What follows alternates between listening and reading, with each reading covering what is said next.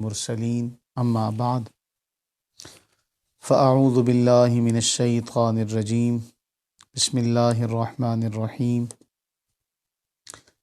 لقد من اللہ علی المؤمنین اذ بعث فیہم رسولا صدق اللہ العلی العظیم وصدق رسولہ النبی الکریم الامین المکین۔ عزیزان ذی وقار،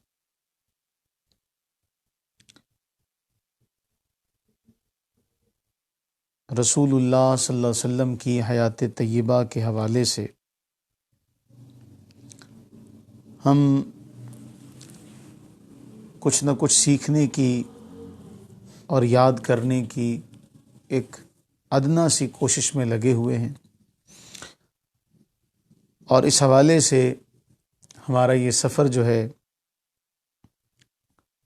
یکم ربیع الاول سے جاری ہے۔ ہم نے آغاز میں یہ بات کہی تھی کہ ہم اس سفر میں رسول اللہ صلی اللہ علیہ وسلم کی حیات طیبہ کے حوالے سے، آپ کی سیرت کے حوالے سے جو کچھ ہم سے بتوفیق الہ ہم سے ممکن ہوا، ہم اس کو احاطے میں لانے کی کوشش کریں گے۔ ہمارا اللہ کی توفیق سے یہ سفر جاری ہے، اور مسجد نبوی شریفہ کی تعمیر کے آخری مرحلے تک ہم اس سفر میں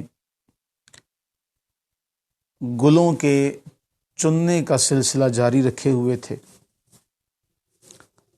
جہاں سے ہم نے اپنے سفر کا اختتام کیا تھا، وہیں سے آج آگے شروع کرتے ہیں۔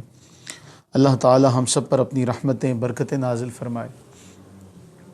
آپ سب جانتے ہیں کہ جب مسجد نبوی شریفہ بن گئی اور اس کے بعد پھر ایک کثیر تعداد اہل ایمان کی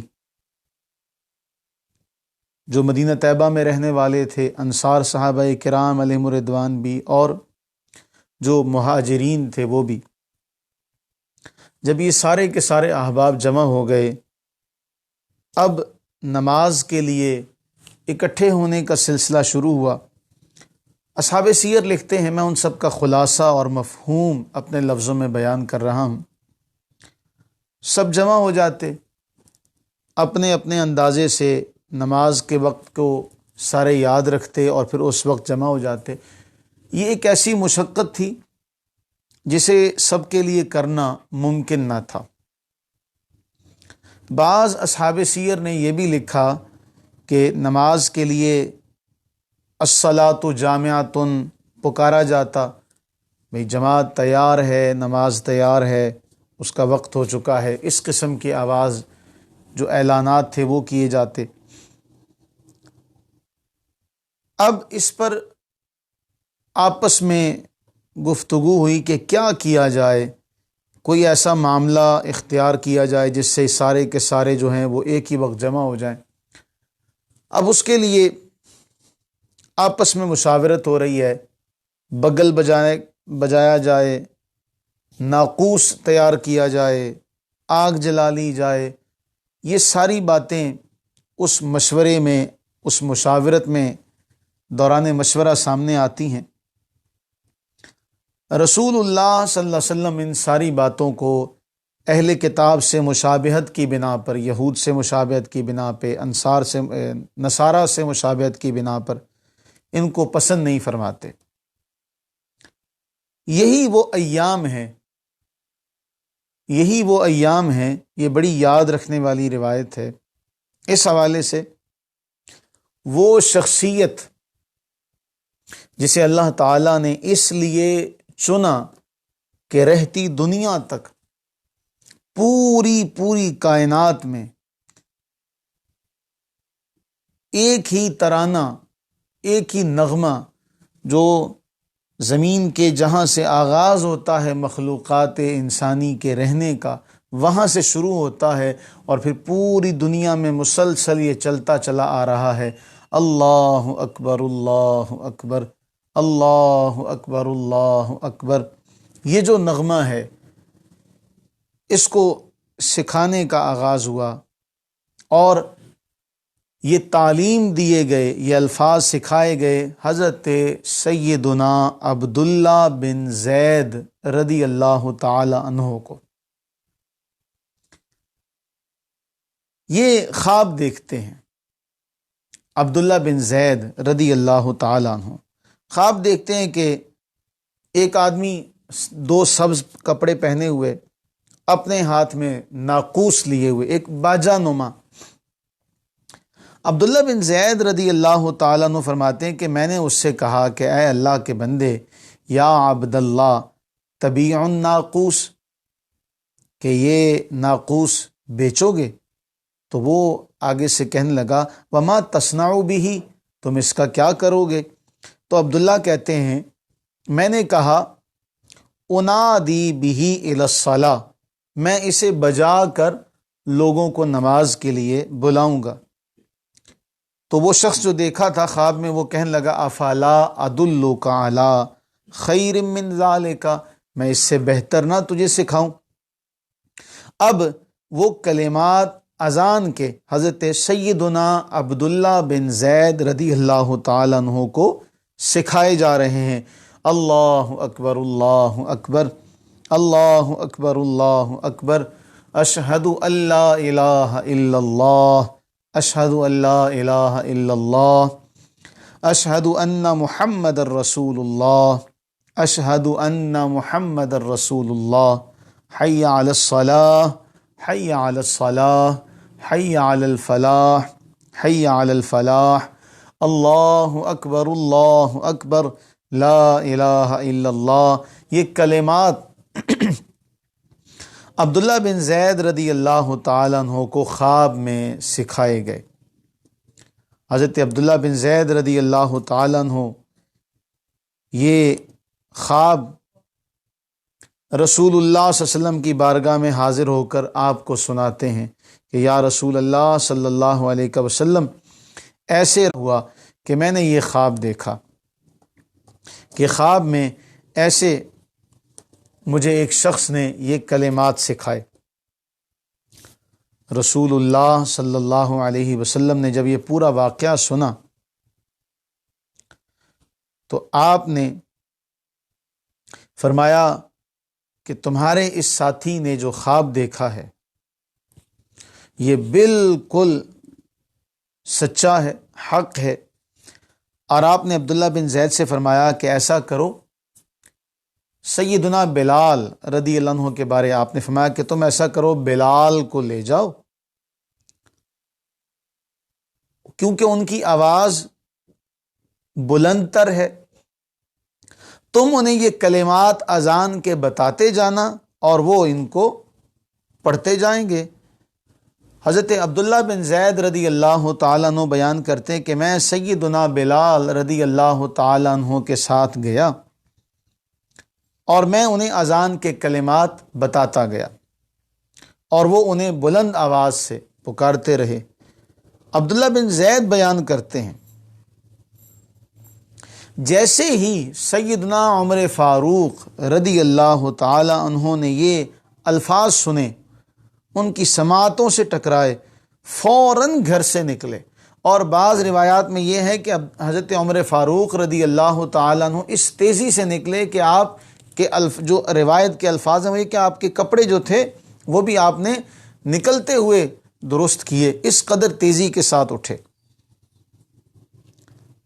اور حضرت عمر فاروق رضی اللہ تعالی عنہ نے فوراً عرض کی یا رسول اللہ صلی اللہ علیہ وسلم، یہ الفاظ تو میں نے بھی خواب میں سنے، یہ الفاظ تو واللہ لقد رأیت مثل الذی رآ، یہ الفاظ تو میں نے بھی سنے۔ یہ رتبہ بلند جس کو مل گیا۔ اللہ تعالیٰ نے اس مقام اور مرتبے کے لیے حضرت عبداللہ بن زید رضی اللہ تعالیٰ عنہ کو چنا۔ اور اس میں ایک روایت آتی ہے جس میں یہ الفاظ ہیں کہ عبداللہ بن زید رضی اللہ تعالیٰ عنہ نے پھر چند اشعار پڑھے، اور وہ اشعار بڑے کمال کے ہیں۔ احمد اللہ ذل جلال وذل اکرام حمدا علی الاذان کثیرا اذ اتانی بہ البشیر من اللہ فاکرم بہ لدی بشیرا فی لیال، کہ احمد اللہ ذل جلال وذل اکرام، میں بزرگ و برتر اللہ تعالیٰ کی خوب خوب خوب تعریف کرتا ہوں جس نے اذان سکھائی۔ جب اللہ کی جانب سے میرے پاس اذان کی خوشخبری دینے والا فرشتہ آیا، اور وہ فرشتہ جو خوشخبری دینے والا ہے میرے نزدیک کیا ہی باعزت تھا، مسلسل 3 راتیں میرے پاس وہ آیا، جب بھی وہ میرے پاس آیا اس نے میری عزت بڑھائی، کلما جاء زادنی توقیرا۔ یوں حضرت سیدنا عبداللہ بن زید رضی اللہ تعالی عنہ اس حوالے سے سر فہرست ہیں کہ اللہ تعالیٰ نے انہیں یہ الفاظ سب سے پہلے سنائے، اور پھر اس کے بعد حضرت عمر فاروق رضی اللہ تعالیٰ عنہ۔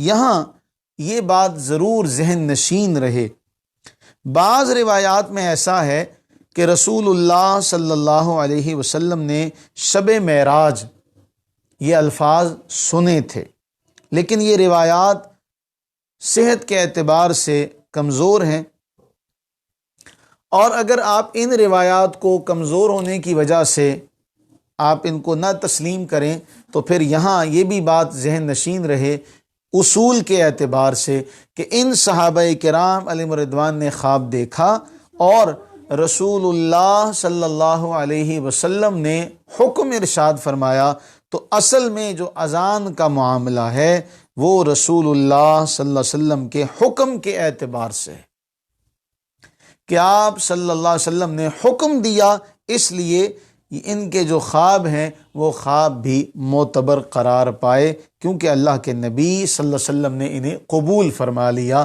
اور ان پر عمل کرنے کا حکم ارشاد فرمایا۔ یوں مسجد نبوی شریفہ اس کے اندر اذانوں کا سلسلہ شروع ہوا، اور اللہ اکبر سے فضا مدینہ طیبہ کی گونجنے لگ پڑی۔ اس کے بعد اگلا مرحلہ یہ ہوا کہ مسجد نبوی شریفہ میں ممبر نہیں تھا۔ رسول اللہ صلی اللہ علیہ وسلم ایک سوکھے کھجور کے تنے کے ساتھ ٹیک لگا کر خطبہ وغیرہ ارشاد فرمایا کرتے، اور اسی کے ساتھ ٹیک لگا کے آپ علیہ الصلاۃ والتسلیم گفتگو کرتے۔ اب ہم یہ بات جانتے ہیں کہ رسول اللہ صلی اللہ علیہ وسلم جب بھی صحابہ کرام علیہ رضوان کو سمجھاتے تو آپ ٹیک لگا لیتے اور پھر اس کے ساتھ ٹیک لگا کے گفتگو فرماتے۔ صحیح بخاری کی روایات کا مجموعہ اگر دیکھا جائے، ایک عورت نے رسول اللہ صلی اللہ علیہ وسلم سے عرض کی،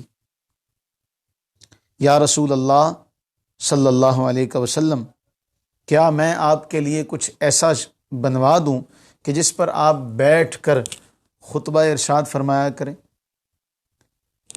رسول اللہ صلی اللہ علیہ وسلم نے فرمایا، اگر تم چاہو تو ایسا کر سکتی ہو۔ یعنی آپ علیہ الصلاۃ والتسلیم نے اس عورت کی خواہش کو قبولیت کا، اقرار کا اندیا دے کر اسے اجازت دے دی۔ کیا میں آپ کے لیے کوئی ایسی شے تیار کرا دوں جس پر آپ بیٹھ جایا کریں؟ کیونکہ میرا ایک غلام جو ہے وہ لکڑی کا کاریگر ہے۔ آپ نے فرمایا کہ اگر تو نے ارادہ کر لیا ہے تو پھر تو ممبر بنوا دے۔ یہاں میری تمام مائیں، بہنیں، بیٹیاں اس بات پر ناز کریں، جتنا وہ ناز کریں اتنا تھوڑا ہے، کہ سب سے پہلے یہ اعزاز ایک عورت کے حصے میں آیا کہ اس نے رسول اللہ صلی اللہ علیہ وسلم کو تسلی بھی دی، اما خدیجہ رضی اللہ تعالی عنہ، اور یہ اعزاز بھی عورت کے حصے میں ہی آیا کہ جس نے عرض کی، یا رسول اللہ صلی اللہ علیہ وسلم، میں آپ کے لیے کوئی ایسی شے بنوا دوں جس پر آپ بیٹھ کر خطبہ ارشاد فرمائیں؟ اور رسول اللہ صلی اللہ علیہ وسلم نے قبول فرمایا۔ یوں پھر اس صحابیہ کو یہ اعزاز حاصل ہوا کہ جو ممبر انہوں نے بنوایا تھا رسول اللہ صلی اللہ علیہ وسلم اس ممبر پر جلوہ گر ہوئے اور پھر خطبہ ارشاد فرمانے لگے۔ عزیزان، اس سارے سفر میں شروع دن سے جب ہم نے پہلے دن آغاز کیا تھا، ہم نے کوشش کی کہ اپنی بساط کے اعتبار سے ہم محبتیں بانٹیں، اپنی کوشش کے اعتبار سے کوئی نہ کوئی ایسی بات جو ہے وہ سامنے آئے جس سے ہر سننے والے کے دل میں رسول اللہ صلی اللہ علیہ وسلم کی محبت پیدا ہو۔ لیکن ہم اس مقام کی گرد کو بھی شاید نہ پا سکیں جو واقعہ اس وقت پیش آیا جب آپ کے لیے ممبر بن کے آ گیا اور آپ سرور عالم صلی اللہ علیہ وسلم ممبر پر جلوہ افروز ہوئے، تو اب وہ کھجور کا سوکھا تنا جس کے ساتھ رسول اللہ صلی اللہ علیہ وسلم نے چند دن ٹیک لگا کر صحابہ کرام علیہم رضوان کی تعلیم و تربیت کی تھی، وہ خطبہ جو آپ اس تنے کے ساتھ ٹیک لگا کے دیتے تھے، جب اسے وہ ٹیک میسر نہ آئی، اسے رسول اللہ صلی اللہ علیہ وسلم کا وہ لمس میسر نہ آیا، آپ احادیث اٹھا کر دیکھیے، وہ تنا، خشک تنا کھجور کا اس قدر بلند آواز کے ساتھ رویا کہ جتنے بھی لوگ سامعین اور حاضرین مسجد میں بیٹھے تھے ان سب نے اس کے رونے کی آواز کو سنا، اور اس کے رونے کی آواز کو تشبیہ دی گئی ہے ساری روایات میں جیسے ایک حاملہ اونٹنی روتی ہے اپنے بچے کے شوق میں، اس قدر اس کی آواز بلند تھی۔ کیوں؟ اسے رسول اللہ صلی اللہ علیہ وسلم کا لمس میسر تھا۔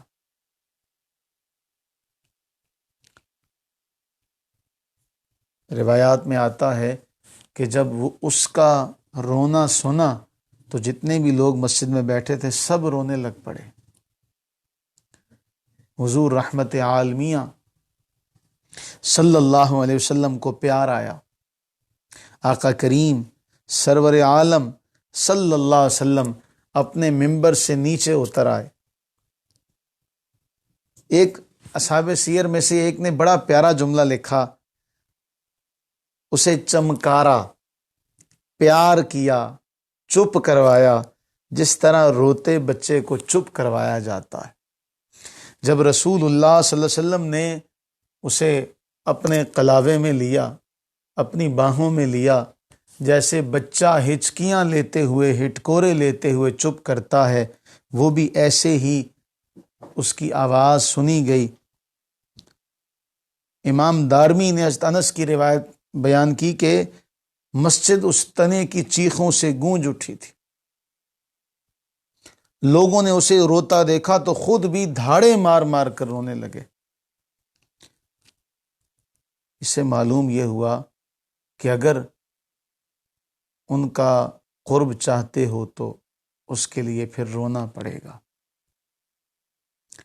حضرت سیدنا حسن بصری رحمہ اللہ بیان کرتے ہیں، وہ جب بھی یہ حدیث بیان کرتے فرماتے، مسلمانوں، ایک بے جان لکڑی رسول اللہ صلی اللہ علیہ وسلم کے شوق میں روتی ہے، ہماری طرح بول نہیں سکتی، ہماری طرح احساسات کا اظہار نہیں کر سکتی، اس اعتبار سے بے جان ہے، ورنہ جاندار تو ہے اس کے اندر جو معاملات ہیں،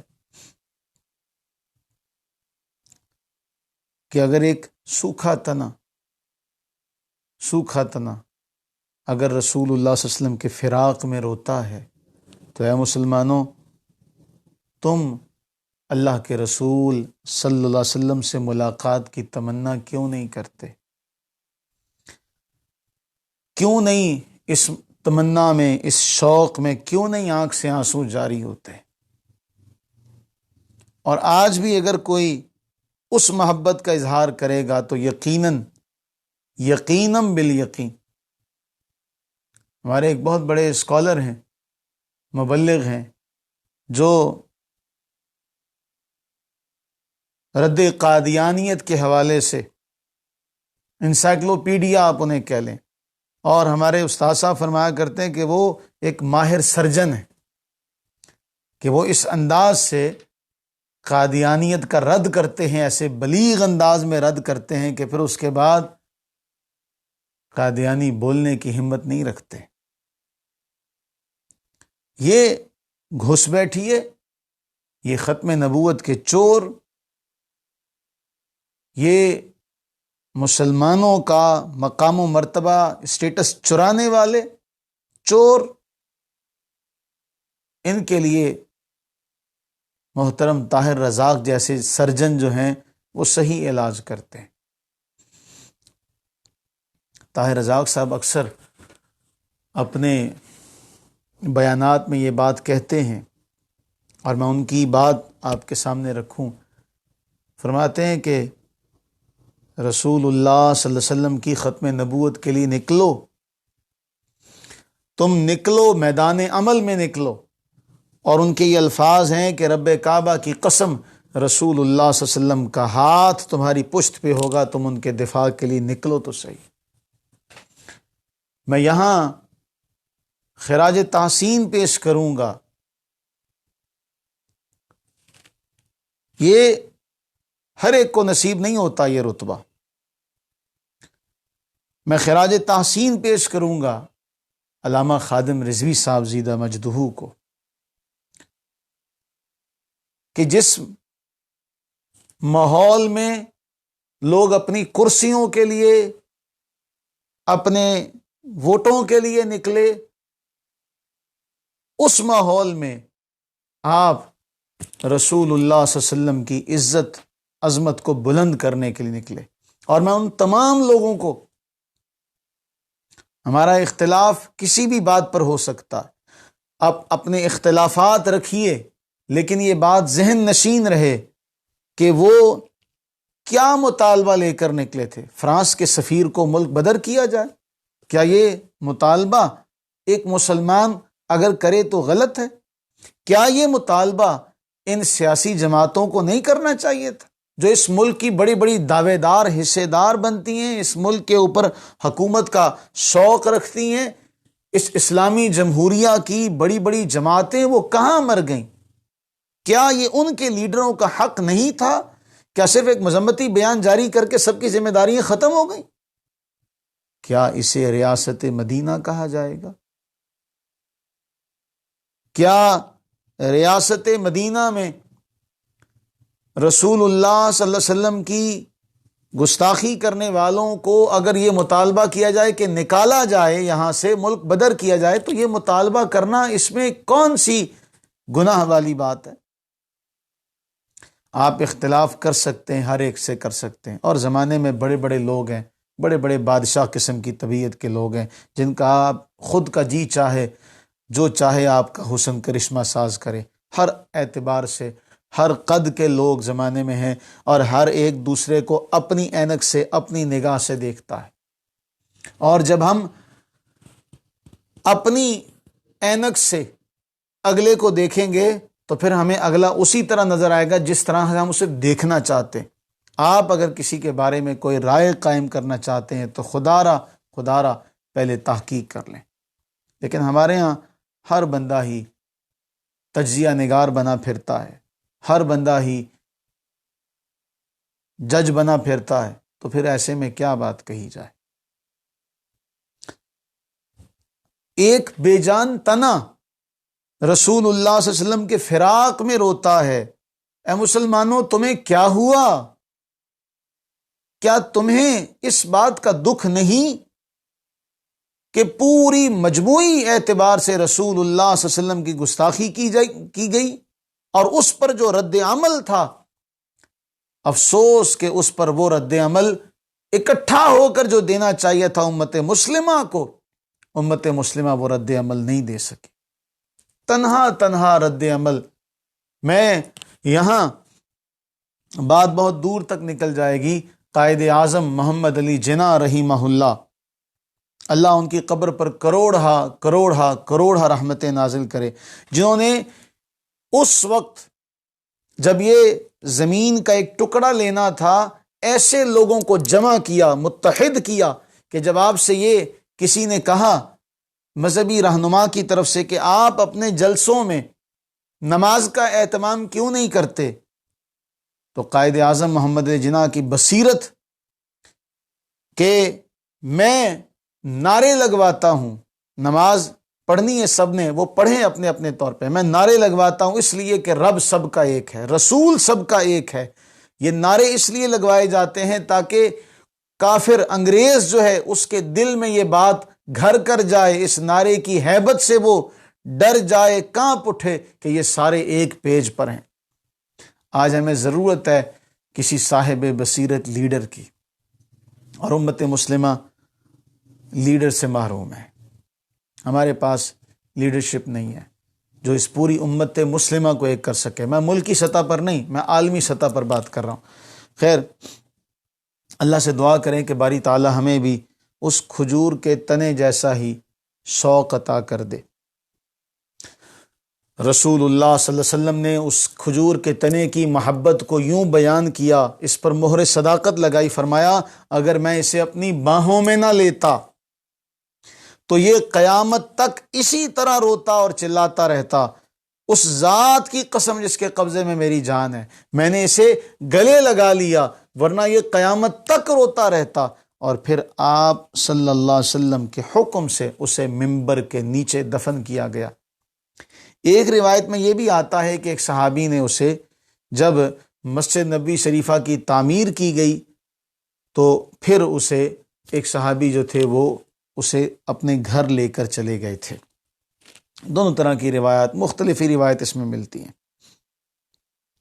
یوں مسجد نبوی شریفہ کی جو وہاں پر ممبر رکھ دیا گیا، اور ممبر رکھنے کے بعد پھر یہ واقعہ پیش آیا۔ یہیں ایک واقعہ یہ بھی ہے کہ اسی مسجد نبوی شریفہ میں انس بن مالک رضی اللہ عنہ بیان کرتے ہیں، مسلمانوں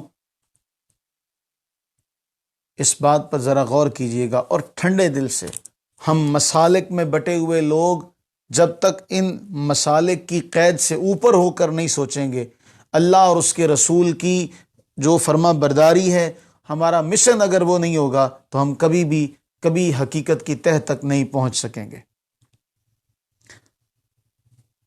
اس لیے کہ موجودہ دور میں تعصبات سب سے آگے، میں اس طرف جانا نہیں چاہتا، بات بہت طویل ہو جائے گی، لیکن بعض لوگ یہ باتیں کر رہے ہیں کہ جی ایسا معاملہ ہو گیا، ایسا معاملہ ہو گیا، ہم اس سے قطع نظر اپنے آگے کا فائدہ، مفاد اگلا جو ہے اس فائدے کو ذہن نشین کریں، اس فائدے کی طرف دیکھیں۔ یہ سارے اختلافات، ان سب پر بیٹھ کر بات ہو سکتی ہے، ان سب کو چھوڑ دیں، اگلی بات کریں، اگلے فائدے کو مد نظر رکھیں جو ہمارا پورے اسلام کا، عالم اسلام کا فائدہ ہے۔ انس بن مالک کہتے ہیں کہ ہم رسول اللہ صلی اللہ علیہ وسلم کے ہمراہ مسجد میں بیٹھے تھے، ایک دیہاتی شخص آیا اور مسجد کے ایک کونے میں اس نے پیشاب کر لیا۔ جب وہ پیشاب کر رہا تھا تو صحابہ کہنے لگے ارے یہ کیا کر رہا ہے؟ اس کے ساتھ ہی جب وہ ایسا کر رہا تھا تو صحابہ کرام رضوان اللہ تعالی علیہم اجمعین بھاگے کہ اس کو پکڑیں۔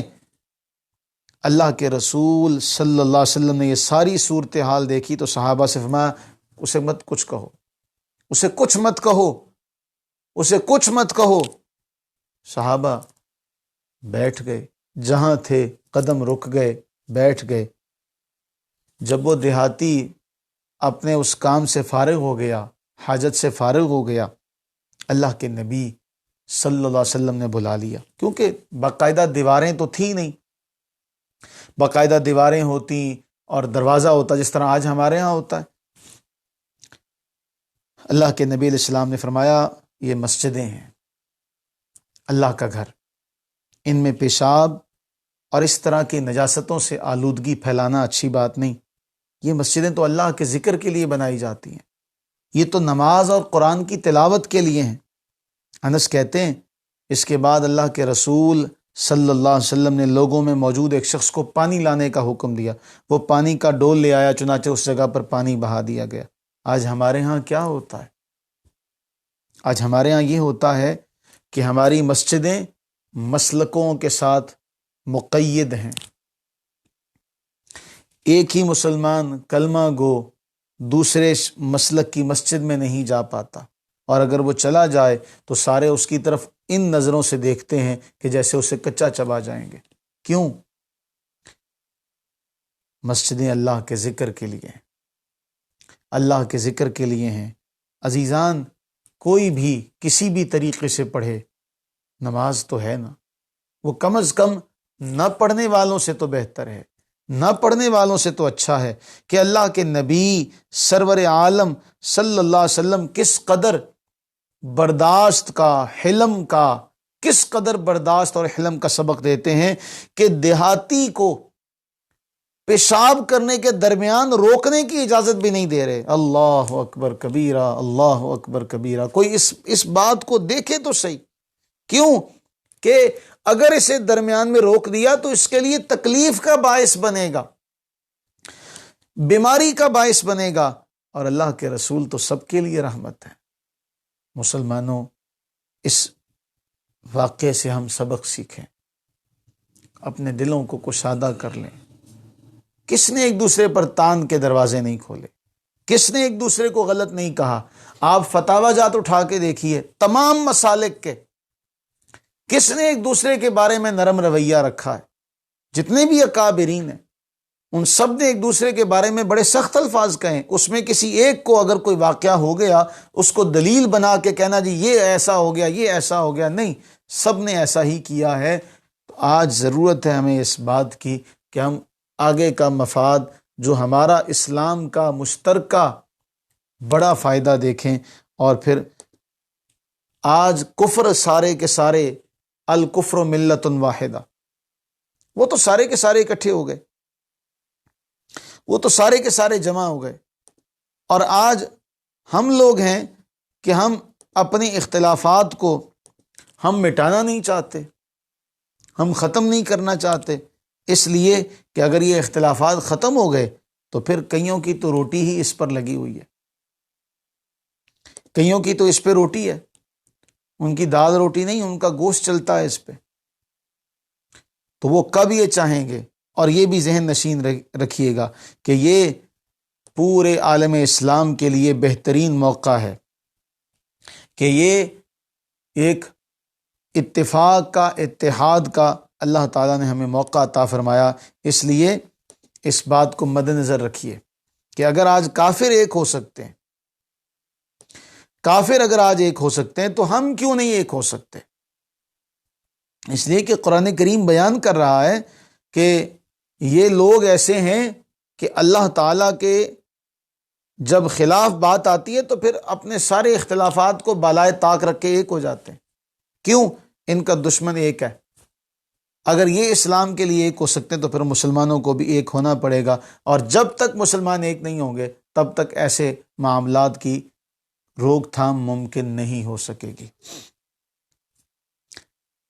میں اپنی بات کے اختتام سے پہلے یہاں مسجد نبی کے وہ ایک دو احوال آپ کے ساتھ ذکر کرتا چلوں۔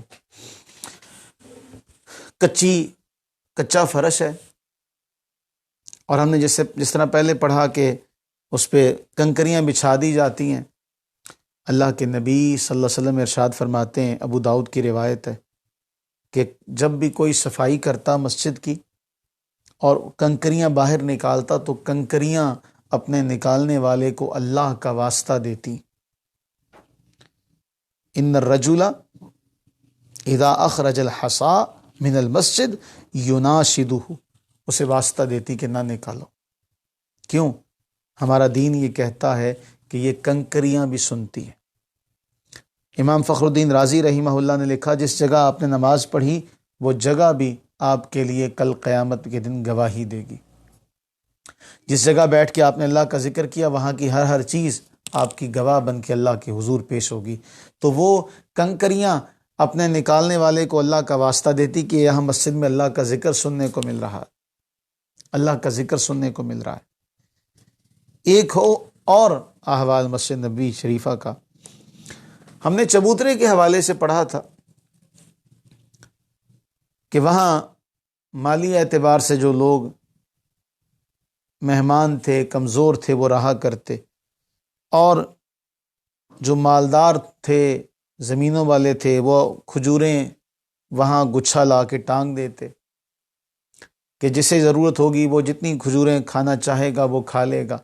لیکن ایک بار ایسا ہوا کہ وہاں رسول اللہ صلی اللہ علیہ وسلم جب باہر نکلے، دیکھا کہ ہلکی قسم کی کھجوریں، اللہ کے نبی علیہ الصلوۃ والتسلیم نے اپنی لاٹھی سے ان کو ہلایا اور فرمایا یہ کس نے دی ہیں؟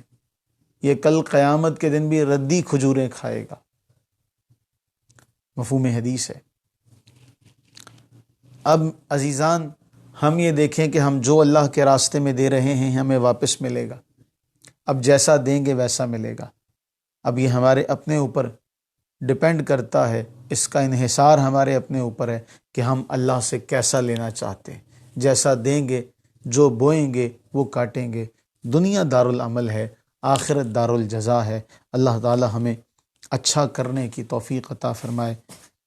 اشفاق احمد رحمہ اللہ کے قول پہ اختتام کرتا ہوں، آسانیاں بانٹنے کی توفیق عطا فرمائے، محبتیں بانٹنے کی توفیق عطا فرمائے۔ دنیا محبت کے لیے تھوڑی ہے، لوگ نفرتوں کے لیے وقت نہ جانے کہاں سے نکال لیتے ہیں۔ اللہ تعالیٰ اپنے محبوب کا صدقہ ہم سب کی بخشش و مغفرت فرمائے۔ آمین ثم آمین۔ وما علینا الا البلاغ المبین۔